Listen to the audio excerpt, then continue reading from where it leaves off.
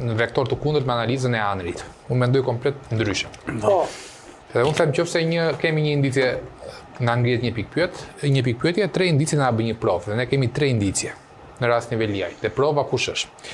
Indicia e parë po e përsëris është koha. Nuk është rastësi koha post 11 majit. Indicia e dytë është konteksti, që ti sapo the.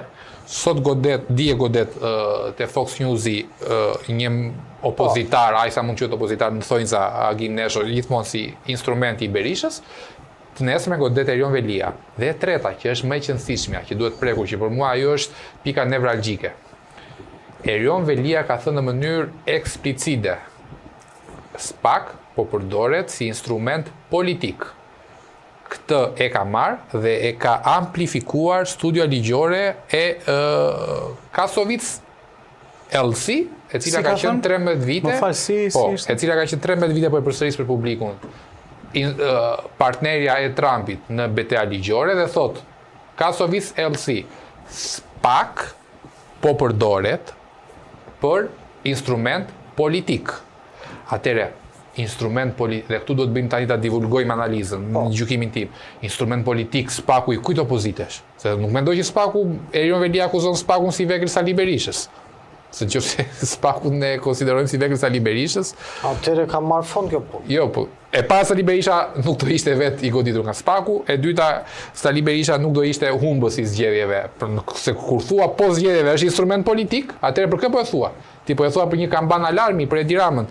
Dhe që duhet në çfarë kuptimi një kamban alarmi për Edi Ramën? Që nëse SPAK-u është i verbër dhe godet nga të gjitha anët, ai është i shëndetshëm.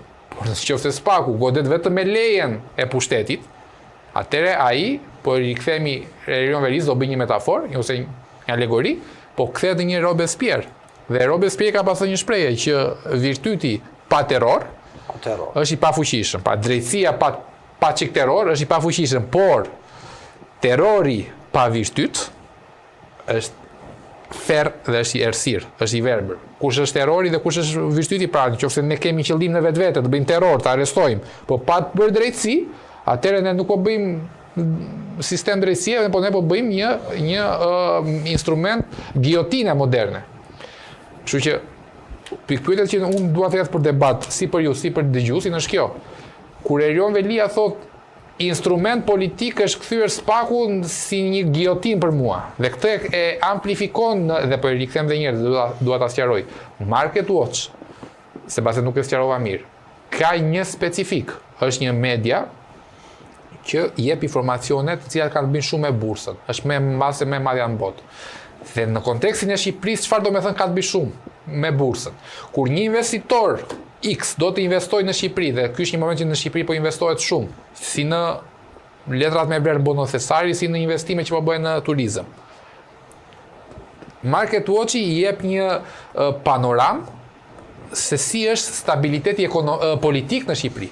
Dhe investitorit X në Amerikë ose në Perëndim, sot Market Watch-i nëpërmjet zërit të studios ligjore Kasovic LC që ka qenë dikur e Donald Trumpi dhe sot Erion Velis, i thotë që shiko në Shqipëri ka një sistem drejtësie i cili po sulmon politikanë të ndryshëm, shumë të fuqishëm, të zgjedhur nga populli me agjendë politike. Dhe ti ki kujdes, i thotë investitorit, kur ti investon në këtë vend, sepse mund të ndodhi njëjta gjë ty nesër. Pra, pse thash këtë? Këtu goditet Edi Rama, këtu goditet qeveria. Nuk goditet SPAK-u këtu. Nuk i vetet në Washington për të goditur SPAK-u. Ndërsa edhe diçka tjetër që dua të them është që shqiptarët nuk e kanë kërkuar drejtësinë për të arrestuar, për të futur në burg. Qëllimi në vetvete nuk është për të futur në burg politikanët.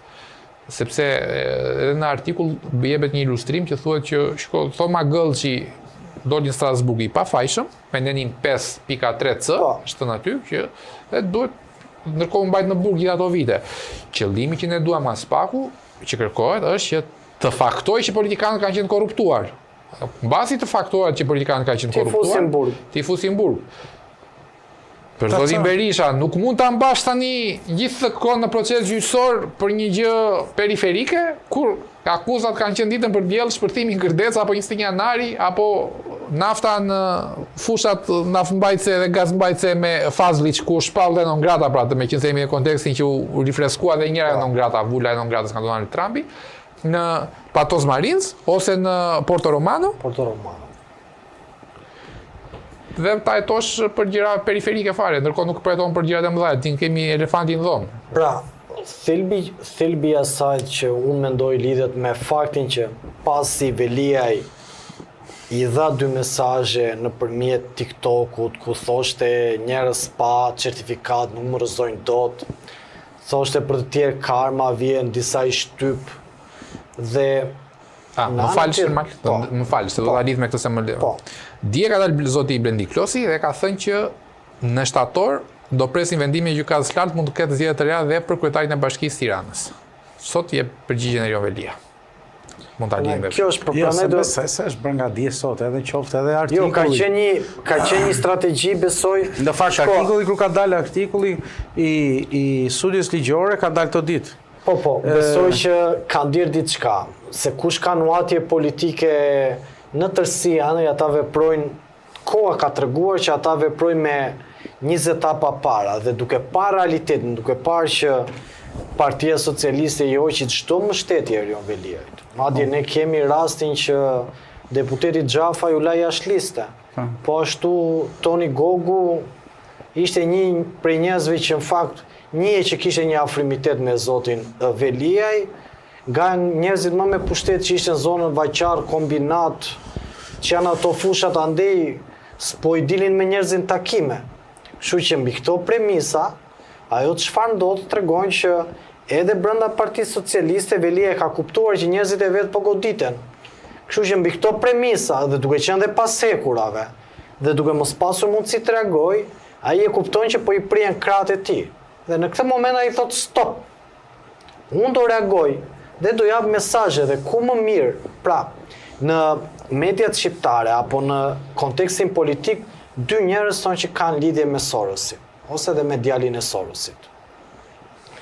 Ishte Edi Rama dhe Erion Velia. Po, Erion Velia sot po na del me 13 vite partnerin e Trumpit. Dhe pse po e bën këtë? Po për të dhënë mesazhe. Jo vetëm për të dhënë mesazhe, po ne mund të lexojmë diçka tjetër. Po. Mund të lexojmë disa simptoma që Erion Velia nuk po kërkon thjesht të dali nga burgu.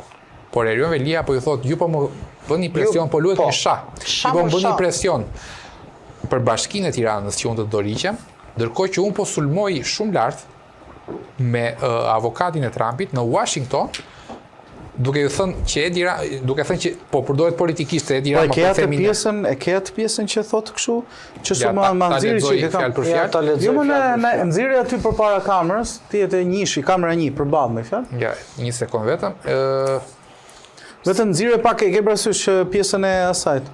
I thash atitër, nuk thash ty kap telefonin. Jo, më shikoj edhe për të bërë një thirrje teleshikuesve që na bëjnë subscribe, komentojnë dhe t'japin mendimin e tyre, por gjithashtu dhe ta shpërndajnë antena në për diaspor, por edhe në Shqipëri. Sidomos ata Amerikës mund të japin informacion më tepër, sidomos Amerikës mund të komentojnë, t'japin mendimin e tyre. Unë ajo që do thoja që sa ta gjej Sidi atë pjesën, do doja të thoja që dua t'i ri pik për pe që deri më tani media që ka reaguar, nuk flas për rastin e zotit Velia, por përgjithsisht për 2 standardet e përdorura nga Spaku ose gazetarët gjithmonë janë të muar jo i nënës, tjetri i njerëkës, nuk është shumë.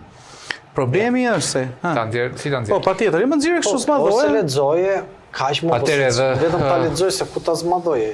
Po nuk e kaq se nga telefoni. Dhe Kacovic, studia ligjore Kacovic dhe londineze Derea Report detajon që se si Erion Velia, kryetari i Bashkisë në Tiranë, është arrestuar nga struktura antikorrupsione e posaçme SPAK, vetë në 10 shkurt, vetëm 3 muaj përpara zgjedhjeve kombëtare, me qëllim që ta mbajnë atë të pa asnjë akuzë të izoluar për ta ndaluar Po, i po e përkthen shqipsës. Kuptova, prandaj thash. Për ta Se ti ndaluar jemi me leximin, prandaj thash.